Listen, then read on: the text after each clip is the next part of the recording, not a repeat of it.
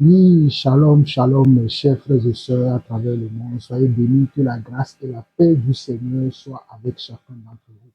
Nous bénissons encore le Seigneur pour ce privilège qu'il nous donne, que nous soyons encore nouveaux, que nous soyons encore ensemble de nouveau pour partager quelques exhortations que Dieu nous a mis à cœur. Et aujourd'hui, les exhortations que je vais partager, nous allons regarder, nous allons visionner des vidéos parce que ça fait un bon bout de temps que certains d'entre vous, vous m'envoyez des vidéos afin que je puisse les commenter ou bien afin que je puisse donner mon avis. Et certains d'entre vous, vous me les envoyez aussi pour m'informer de ce qui se passe aujourd'hui dans le milieu chrétien ou bien dans le monde de l'Église. Donc, vous m'envoyez ces vidéos pour me faire part de ce qui se passe actuellement. Et certains, vous voulez avoir on va dire, une bonne compréhension ou bien une bonne lecture de ces vidéos-là. Donc, j'en ai sélectionné quelques-unes que je vais partager avec vous aujourd'hui et donner mon avis sur certains points. Et soyez bénis pour ce que vous faites avec le Seigneur. Les mots me manquent parce que quand je regarde certaines vidéos, je me dis, est-ce qu'il y a encore des gens, malgré tous les enseignements, malgré toutes les exhortations que nous avons déjà données par rapport au fonctionnement de l'Église, par rapport à la foi que nous devons avoir, par rapport à l'attitude, le comportement qu'un enfant de Dieu doit avoir, que certains se font encore avoir par ces vendeurs d'illusions, ces faux pasteurs qui se sont introduits dans l'Église. Je m'étonne de voir encore ce genre de choses. Mais malheureusement, il est normal que ces choses se passent parce que dans la parole, dans les Écritures, il y a eu des faux prophètes au milieu de nos premiers frères chrétiens. Nos prédécesseurs dans la foi, parmi eux, il y avait eu déjà ces cas de faux docteurs, de faux pasteurs, de faux prophètes, il y en avait eu déjà. Donc il y en aura toujours. Donc c'est à nous, enfants de Dieu, de faire attention à là où nous mettons pied, à là où nous allons prier et de ne pas gober tout ce qu'on nous dit. Hein, nous ne devons pas mettre notre foi sur ce qu'on nous raconte. Et nous ne devons pas chercher à tout prix à réussir dans cette vie et à passer par tous les moyens. Si Dieu veut nous bénir, il nous bénira. Mais je parle beaucoup. Je vais vous laisser regarder la première vidéo et je vais la commenter. Que Dieu nous aide. Et encore une histoire qui m'a laissé sans voix tout à l'heure. C'est vrai que nous accusons les hommes de Dieu, ou je dirais certains hommes de Dieu, de certaines pratiques ténébreuses, sataniques, démoniaques, abominables dans l'église du Seigneur en ce temps. Mais il faut aussi savoir que ces hommes de Dieu-là ne peuvent pas, je dirais, prospérer dans leurs entreprises, dans leur chemin, s'il n'y a pas de personnes qui tombent encore dans leur piège, s'il n'y a pas de personnes qui leur donnent la force de continuer dans leur pratique. Voici une histoire qui va vous laisser sans voix. Et sur base de cette histoire, je vais donner quelques conseils. Parce que c'est vrai, le faux est en train de gagner du terrain. Le faux jette du discrédit sur l'Église. Mais je dirais la faute, ce sont les fidèles eux-mêmes. Ah oui. Une femme me contacte après avoir vu mes sorties récentes sur les actes de certains pasteurs. Et elle me conte son histoire. Et je fais cette vidéo même avec son accord. Elle traversait un moment difficile avec son époux, au point où le foyer était au bord du divorce. Et c'est comme ça qu'une de ses amies lui parle d'un homme de Dieu connu sur les réseaux, connu ici en Côte d'Ivoire, qui a une grande communauté qui est implantée un peu partout. Je m'efforcerai de ne pas dire son nom parce que plusieurs le connaissent. Et ça peut aussi porter atteinte à ma personne. Mais cette femme-là est allée dans un souci de de voir l'homme de Dieu afin que celui-ci puisse prier pour elle, afin qu'elle ait une solution. Parce qu'elle était désespérée. Et c'est comme ça que l'homme de Dieu lui dit que, pour ton cas, voici ce que Dieu lui dit. Je me demande même quel Dieu qui peut dire ce genre de choses. Dieu lui dit de faire un bain à la dame. La dame doit faire un bain, qu'elle achète un seau, qu'elle achète certains éléments spirituels avec une somme de 2 millions. Je dis bien de 2 millions. Et la dame désespérée, vu qu'elle avait un peu de... Mes chers frères et sœurs, je mets une pause pour continuer, pour expliquer un peu avant de continuer la vidéo que nous sommes en train de regarder ensemble. Je disais tantôt que je m'étonne de voir encore qu'il y a des gens qui s'adonnent à certaines pratiques qui sont courantes dans l'Église aujourd'hui. Je m'étonne de le voir. Mais quand je vois ces choses en même temps, je me rends compte que ce que la parole de Dieu a déclaré, ce que nos prédécesseurs dans la foi ont laissé comme consigne, comme repère, sont en train de s'accomplir sous nos yeux. Parce que nous avons vu qu'au milieu de l'Église primitive, ou bien de la première Église qui a démarré après la mort et la résurrection du Seigneur Jésus-Christ, il y avait eu des faux docteurs, il y avait eu des faux pasteurs, il y avait eu des faux prophètes. Et même le Seigneur Jésus-Christ lui-même a parlé que dans les temps à venir, il y aura des faux prophètes. Les apôtres aussi en ont parlé. Rien qu'à lire 1 Timothée 4, 2 Timothée 3 et 2 Pierre 2, nous allons voir que toutes ces choses-là ont été citées, bon, en tout cas en profondeur, pour nous alerter par rapport à ces choses-là. Mais je m'étonne aujourd'hui de voir que certains de nos frères et sœurs ne font pas attention et se font encore avoir par ces vendeurs d'illusions, par ces faux pasteurs qui se sont introduits dans l'Église. Et l'histoire que ce frère est en train de raconter, je vois une autre chose là-dessus, et c'est là où je vais attirer l'attention de nous tous. Lorsque nous étions dans le monde, permettez-moi un petit réglage. Donc, je disais que lorsque nous étions dans le monde, lorsque nous avions, ou bien lorsque nous avons des problèmes, nous allons contacter comment? Certains d'entre nous, pas nous tous, parce que nous n'avons pas tous les mêmes vécus, les mêmes expériences, mais certains d'entre nous, lorsque nous avons des problèmes, et comme nous voulons une solution à notre problème, nous allons voir les devins, les marabouts, on va dire les astrologues. Nous allons voir ces gens-là, ceux qui lisent des cartes, afin qu'ils puissent nous trouver une solution à nos problèmes. Donc, lorsque nous venons dans le Seigneur, nous pensons que c'est la même chose que Dieu fait. Lorsque nous donnons nos vies au Seigneur, ou bien lorsque nous acceptons de marcher avec le Seigneur, nous pensons que dans le Seigneur, c'est la même chose qui va se produire lorsque nous aurons des problèmes. Lorsque nous aurons des problèmes, il faut juste prier et attendre que Dieu exauce nos prières. Dieu n'a pas dit que lorsque nous allons le suivre, que nous n'aurons pas de problème. Dieu n'a pas dit que lorsque nous allons accepter l'invitation qu'il nous fait de devenir ses enfants, que nous n'aurions plus de problèmes. Nous aurions des problèmes et d'ailleurs, nous en aurons beaucoup. Plus qu'avant même de connaître le Seigneur. Quand tu deviens enfant de Dieu, j'insiste là-dessus, c'est là où tu vas rencontrer beaucoup de problèmes.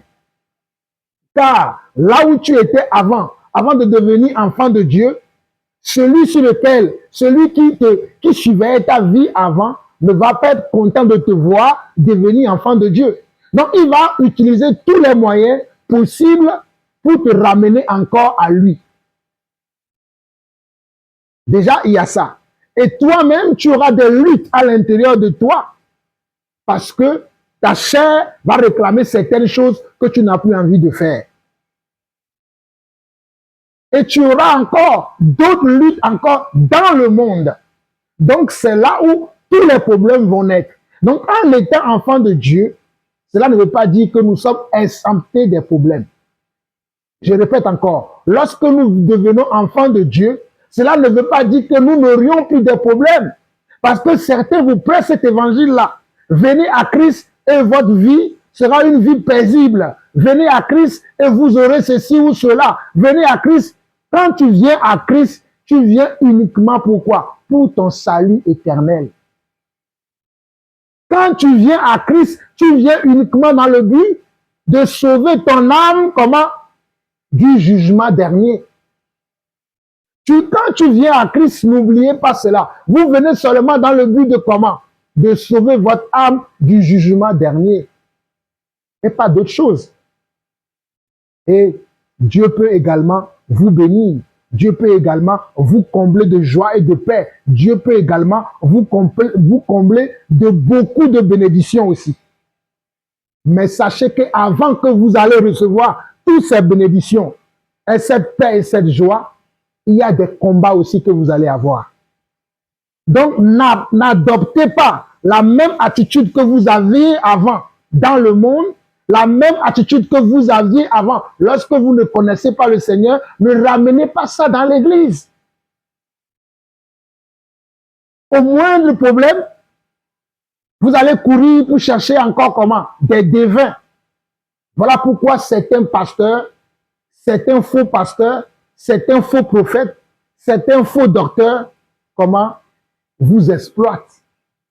Parce qu'ils savent que certains d'entre vous, comme vous aimez toujours écouter les devins, les astrologues, les marabouts et les charlatans, ils se sont dit, nous allons venir dans l'église et nous allons faire les mêmes choses que ces marabouts-là font. Et pire encore, ils le font mal.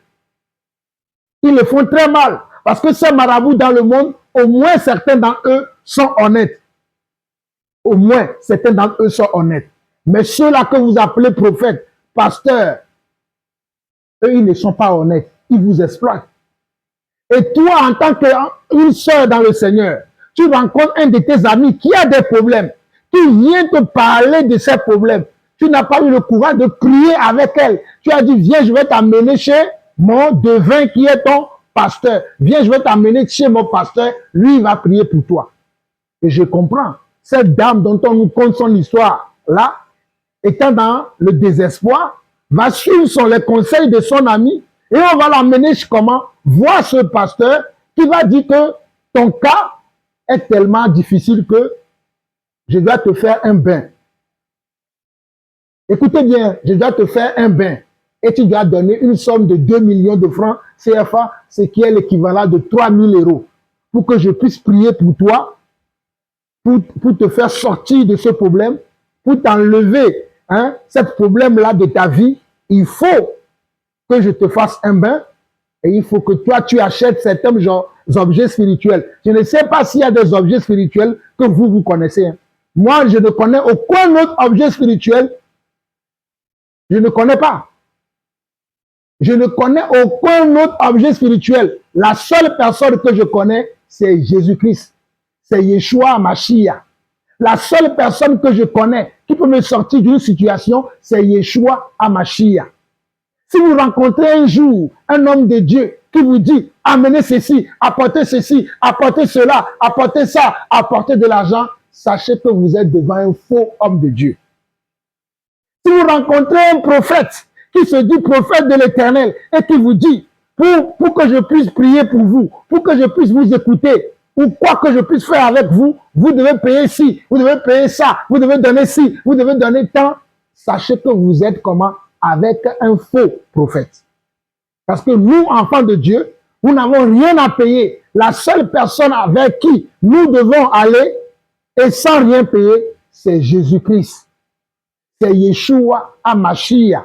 C'est Jésus-Christ. Nous n'avons rien à payer pour rencontrer Jésus. Nous n'avons rien à payer pour prier. La seule chose que Jésus nous demande, la foi. As-tu la foi? Lorsque Jésus rencontre quelqu'un pour le délivrer, pour le guérir, pour le sauver, il va lui demander, as-tu la foi?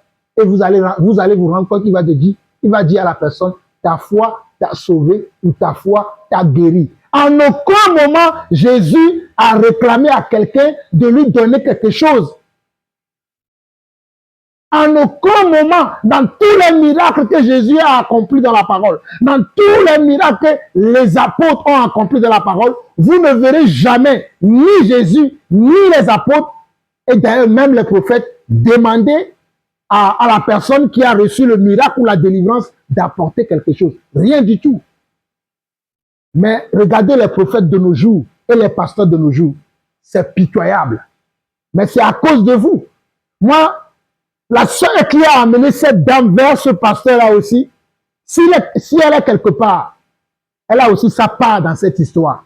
Nous, en tant qu'enfants de Dieu, lorsque nous rencontrons un frère ou une sœur, que ce soit un ami ou un membre de notre famille qui a des difficultés, parlons-lui du Seigneur. Exaltons-le. Prions avec la personne. Parce que Jésus est le même hier, aujourd'hui et éternellement. Prions avec la personne. Ne soyons pas tellement intimidés par ces soi-disant pasteurs pour dire peut-être ma prière ne lui fera rien. Il faut que je l'amène vers mon homme de Dieu. Il faut que je l'amène vers mon pasteur. C'est vrai, je sais que certains hommes de Dieu sont honnêtes. Ils font leur travail comment? Avec amour et surtout avec honnêteté. Mais de nos jours-là, pour trouver ces pasteurs-là, c'est difficile. Pour trouver ces hommes honnêtes-là, c'est difficile. Il n'y a que ces vendeurs d'illusions. Il n'y a que ces profiteurs, ces manipulateurs qui sont là.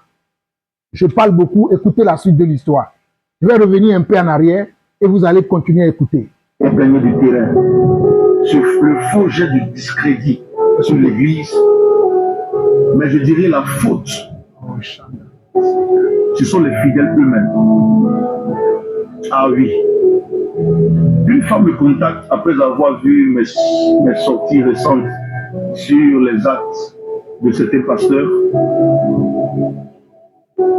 Et elle me conte son histoire. Et je fais cette vidéo même avec son accord.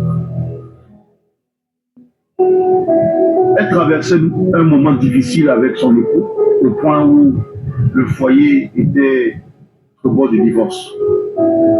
Et c'est comme ça qu'une de ses amies lui parle d'un homme de Dieu connu sur les réseaux, connu ici en Côte d'Ivoire, qui a une grande communauté, qui est implantée un peu partout. Je m'efforcerai de ne pas dire son nom parce que plusieurs le connaissent. Et ça peut aussi porter atteinte à ma personne. Mais cette femme-là est allée dans un souci de voir l'homme de Dieu afin que celui-ci puisse prier pour elle, afin qu'elle ait une solution. Parce qu'elle était désespérée. Et c'est comme ça que l'homme de Dieu lui dit que pour ton cas, voici ce que Dieu lui dit. Je me demande même quel Dieu qui peut dire ce genre de choses. Dieu lui dit de faire un bain à la dame. La dame doit faire un bain, qu'elle achète un seau, qu'elle achète certains éléments spirituels avec une somme de 2 millions. Je dis bien de 2 millions. Et la dame désespérée, vu qu'elle avait un peu de moyens, elle a accepté. Elle s'est dit que le bain, c'est juste peut-être l'homme de Dieu qui va prier sur les éléments, il va lui donner des recommandations, et puis bon. Après, il va prier pour elle, ça va marcher. Mais l'homme de Dieu lui donne rendez-vous dans un hôtel. Déjà, il y a combien?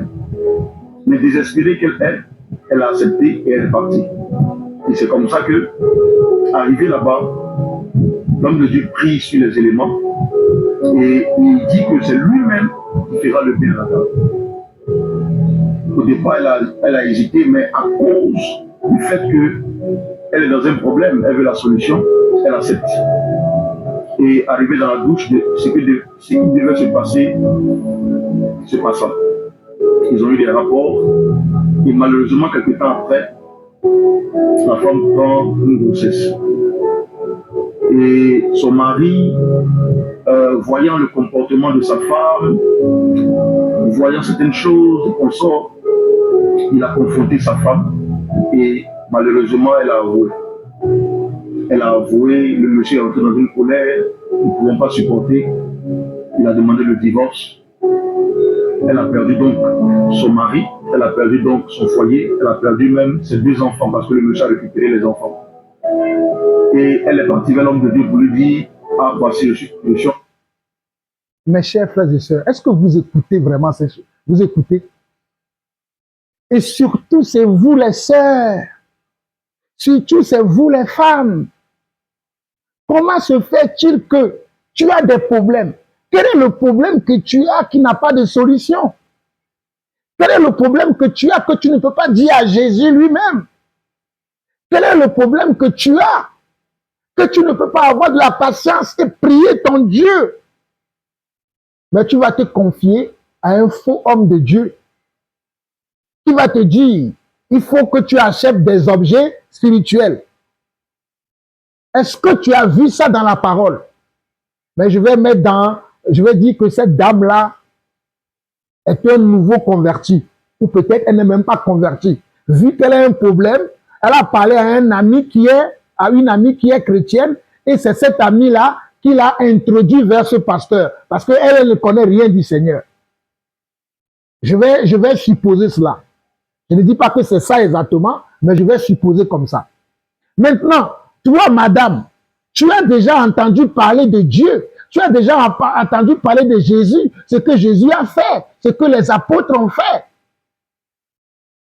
Et pire encore, cet homme de Dieu te donne rendez-vous dans un hôtel pour te faire un bain. Et cela ne t'a pas dit quelque chose? Cet homme de Dieu te donne rendez-vous dans un hôtel pour te faire un bain. Quel problème tu as? Quel est le degré, le niveau de ton problème, à tel point que tu es désespéré pour te retrouver dans une chambre d'hôtel pour qu'on te lave? Ah bon? Le pasteur est-il devenu un marabout pour laver les gens? Est-il devenu un devin, un astrologue pour laver les gens? Est-il devenu un exorciste? Nous prions simplement au nom de Jésus et nous recevons notre délivrance. Nous prions seulement au nom de Jésus et nous recevons notre salut. Nous prions seulement au nom de Jésus et nous recevons notre guérison. Il n'y a pas autre chose que nous devons ajouter. Nous prions seulement au nom de Jésus. Nous ajoutons la foi et nous recevons comment? Une réponse à notre requête, à notre demande. Sera-ce la délivrance? Nous serons délivrés. Sera-ce comment la guérison? Nous recevrons la guérison. Sera-ce comment la paix? Nous recevrons la paix. Quel est le degré de ce problème-là que tu as eu? Et tu t'es laissé avoir par ce pasteur qui a profité de toi. Non seulement il a pris ton argent, mais il a ensuite profité de toi. Oh, les femmes, réveillez-vous. Les mamans, les sœurs, les petites sœurs, les grandes sœurs, les mamans, les tantis qui sont dans l'église, réveillez-vous. Réveillez-vous. Ne vous faites plus avoir par ces soi-disant de pasteurs. Ne vous faites plus avoir. Ensuite, qu'est-ce qu'on fait? Ce monsieur a décliné, disant qu'il n'était pas l'auteur de la grossesse. Alors même, puisqu'il n'y a plus de moyens, elle a accepté, elle s'est dit que le bain, c'est juste peut-être l'homme de Dieu qui va prier sur les éléments, il va lui donner des recommandations, et puis bon. Après, il va prier pour elle, ça va marcher. Mais l'homme de Dieu lui donne rendez-vous dans un hôtel. Déjà, il y a problème. Mais désespérée qu'elle est, elle a accepté et elle est partie. Et c'est comme ça que, arrivé là-bas, l'homme de Dieu prie sur les éléments et il dit que c'est lui-même qui fera le bien à la dame. Oh là là là là. Au départ, elle a hésité, mais à cause du fait qu'elle est dans un problème, elle veut la solution, elle accepte. Et arrivé dans la douche, ce qui devait se passer, se passa. Ils ont eu des rapports et malheureusement, quelques temps après, la femme prend une grossesse. Et son mari, voyant le comportement de sa femme, voyant certaines choses et consorts, il a confronté sa femme et malheureusement, elle a avoué. Elle a avoué, le monsieur est entré dans une colère, nous ne pouvons pas supporter. Il a demandé le divorce. Elle a perdu donc son mari, elle a perdu donc son foyer, elle a perdu même ses 2 enfants parce que le monsieur a récupéré les enfants. Et elle est partie vers l'homme de Dieu pour lui dire, ah, voici, je suis enceinte, qu'est-ce qu'on fait? Ce monsieur a...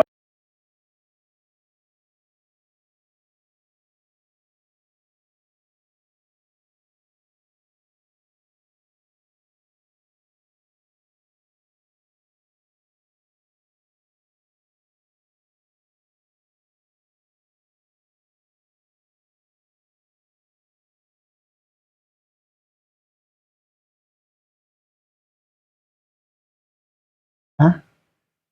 Le pasteur qui a commis cet acte-là a refusé comment? A refusé la grossesse. Il a dit que ce n'est pas lui l'auteur de cette grossesse. Pourtant, c'est lui qui a profité de cette dame. C'est lui qui a profité de la faiblesse et de la naïveté de cette dame. Ce faux pasteur a profité de la naïveté et de la faiblesse de cette dame et il refuse complètement la grossesse. C'est ainsi que vous vous faites avoir. C'est ainsi que vous vous faites avoir par ces faux pasteurs, ces faux prophètes. Il est temps que vous revenez au Seigneur véritablement. Donc, il a confronté sa femme et malheureusement, elle a avoué. Elle a avoué, le monsieur est entré dans une colère, nous ne pouvons pas supporter. Il a demandé le divorce. Elle a perdu donc son mari, elle a perdu donc son foyer, elle a perdu même ses 2 enfants parce que le monsieur a récupéré les enfants. Et elle est partie vers l'homme de Dieu pour lui dire, ah voici, je suis enceinte, qu'est-ce qu'on fait? Ce monsieur a décliné, disant qu'il n'était pas l'auteur de la grossesse, allant même jusqu'à la maudire. Elle veut détruire son ministère, c'est rentré, c'est sorti. Et malheureusement, cette femme s'est retrouvée seule. Elle s'est retrouvée seule, sans l'aide de personne, abandonnée pratiquement de tous, parce que l'information avait fuité et c'était devenu vraiment une situation chaotique pour elle. Et c'est comme ça qu'elle a écouté ma vidéo, touchée par cette situation qu'elle a traversée, et en mal, elle a abandonné même la voie du Seigneur. Elle est rentrée en contact avec moi pour m'expliquer la situation. Bien-aimés frères et sœurs, si ces hommes-là prospèrent dans leurs entreprises, dans leurs bêtises, c'est tout simplement parce que les chrétiens de ce siècle refusent de lire leur Bible. On peut être désespéré à cause d'une situation que nous traversons. On peut chercher la solution à un problème parce que cette situation-là nous ronge. On veut que Dieu intervienne à tout prix dans notre situation parce que nous avons mal. Mais ce n'est pas à cause de cela que vous allez aller partout et faire n'importe quoi. Avant de pouvoir poser une action dite prophétique, prenez le temps de lire votre Bible. Nous sommes dans une génération qui ne recherche que le sensationnel, qui ne recherche que le mouvement en griffe de l'onction, la manifestation de Dieu, sans toutefois savoir ou prendre le temps de savoir si vraiment ce qui est fait est de Dieu. Si vous ne lisez pas vos Bibles, si vous n'avez pas une vie de prière, si vous-même n'avez pas d'intimité avec Dieu, comment est-ce que vous allez pouvoir échapper à ces ruses démoniaques, à ces ruses sataniques? Parce que ces personnes-là viennent à vous, souvent même avec aucune base biblique des actions qu'ils souhaitent poser dans votre vie. Mais parce qu'ils voient que vous êtes désespéré, ils vous disent tout et n'importe quoi. Et vous aussi, sans prendre le temps d'analyser ce que la Bible dit, sur un tel acte, vous tombez dans ces pièges. Vous vous laissez avoir par ces agents du diable qui sont venus salir le corps du Christ, qui sont venus salir la corporation des pasteurs.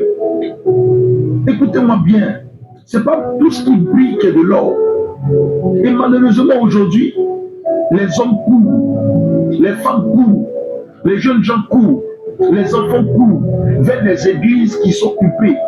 Où on dit l'homme de Dieu là-bas, il est connu sur les réseaux sociaux, il a un certain nom dans le pays, il a l'argent dans le cortège. C'est tout ce que les gens regardent. Et parce qu'il est connu, pour eux, Dieu est forcément avec lui. Or, beaucoup d'entre eux ont dévié. Ils ont dévié. Malheureusement, et ces personnes ne reconnaissent pas qu'ils ont dévié. Ils ne reconnaissent pas. Ils le savent intérieurement. Mais ils ont décidé de prendre cette voie-là et malheureusement de salir la corporation du pasteur. Je bénis Dieu pour ceux-là qui sont encore dans le vrai, qui servent Dieu dans la vérité. Ils n'ont pas encore chuté de cette manière-là. Vouloir se faire un nom à tout prix en mettant de côté ce que la parole de Dieu dit. Écoutez-moi, peuple de Dieu. Jésus-Christ fait encore des miracles. Il agit encore. Mais faites attention. Faites attention. Ce n'est pas parce que là-bas on dit un miracle que vous allez courir. Ce n'est pas parce qu'on dit cet homme-là il prophétise que vous allez courir. Beaucoup travaillent avec le diable. Faites attention. Lisez vos Bibles. Lisez vos Bibles. Pour ne pas tomber dans le piège de ceux-là qui vendent des bonbons de délivrance à 10 000, des laits bonnets rouges de miracle. Un lait bonnet rouge qu'on vend à 500 à la boutique, et vous vendent ça à 5 000, à 10 000. J'ai été choqué même de voir. Quelqu'un me donnait même le témoignage, parmi ceux-là qui me suivent là, qui me disaient qu'ils sont allés dans une église, et là-bas, l'homme de Dieu vendait une pochette, lotus, pochette, sopalin. Il vendait une seule feuille, à 50 000. Comme quoi, c'est pochettes de délivrance. Faites attention. Faites attention. Tous ceux qui portent col pastoral ne sont pas pasteurs et ne viennent pas de Dieu. Faites attention. J'espère que vous avez appris quelque chose de cette histoire. J'espère que vous avez appris quelque chose de cette histoire.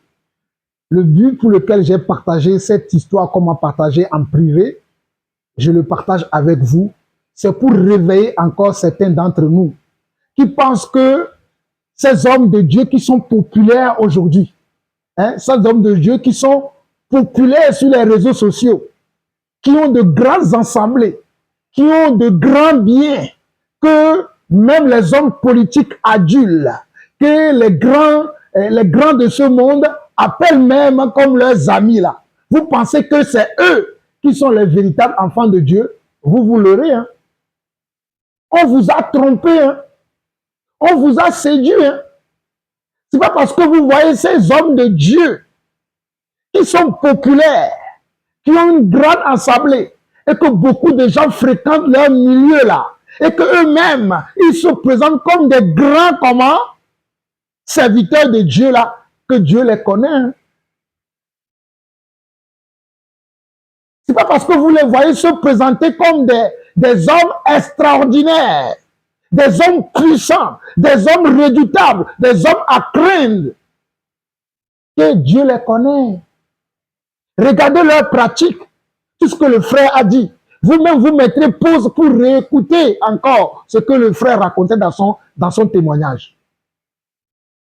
Vous mettrez pause et vous réécoutez. C'est pitoyable, quoi. Quand vous venez à Christ, je répète encore, cela ne veut pas dire que vous serez exempté des problèmes, que vous n'aurez plus de soucis. Au contraire, c'est là où vous ouvrez la porte aux problèmes.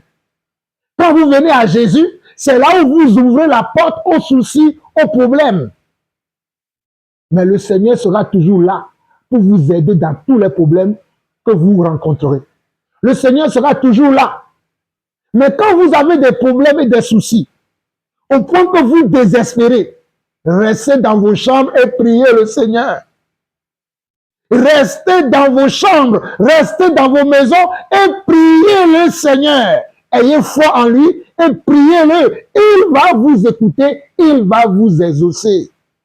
Ne courez pas, ne filez pas en cherchant ces vendeurs d'illusions, ces menteurs, ces brigands, ces voyous, ces criminels. Ne courez pas vers eux. Ils vont vous avoir la preuve. Ils ont profité de cette dame. Ils ont pris son argent. Ils l'ont violé. Et qu'est-ce qu'ils ont fait après? Ils l'ont jeté. Ils s'en foutent après de ce que la dame là va ressentir. D'ailleurs, le mariage de cette dame qui était comment?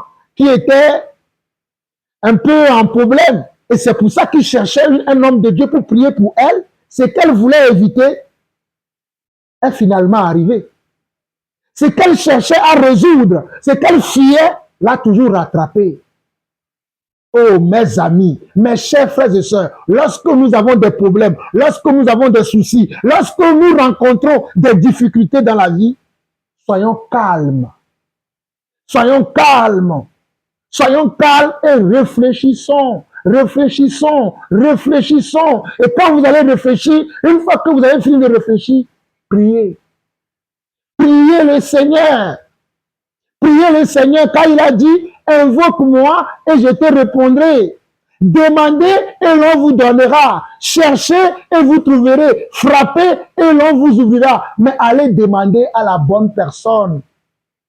Frappez à la porte de la bonne personne. Cherchez au bon endroit. Et le bon endroit, c'est Jésus-Christ lui-même. La bonne personne, c'est Jésus-Christ lui-même. N'allez pas n'importe où. Ne suivez pas n'importe qui. Ne regardez pas les publicités de ces soi-disant hommes de Dieu sur les réseaux sociaux. Et puis après, vous allez courir derrière eux. Non, ce sont des comment? Ce sont des marabouts, ce sont des voyous, ce sont des criminels, ce sont des sorciers. Ils vont profiter de votre âme, ils vont profiter de votre naïveté, ils vont profiter de comment? De votre manque de connaissance. Et pour vous qui êtes dans le Seigneur depuis des années là, faites confiance à la parole de Dieu. Faites confiance à la prière que vous-même vous faites.